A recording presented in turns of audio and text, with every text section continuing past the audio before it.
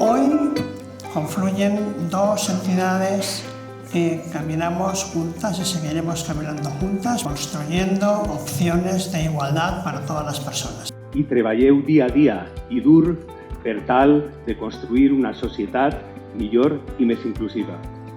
Lo que creamos es para que todo niño sin discapacidad, con ella o sin ella, pueda desarrollar el deporte.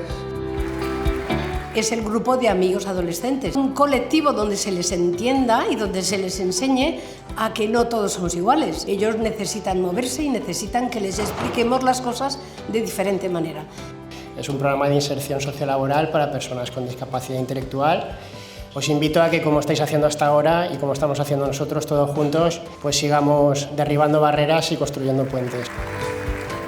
La Casa de Alter es un proyecto que se lleva desarrollando desde hace 10 años y que pretende como objetivo principal mejorar la calidad de la vida de las personas con discapacidad intelectual y del desarrollo, preparándolas para una vida autónoma y activa plenamente integrada en la sociedad.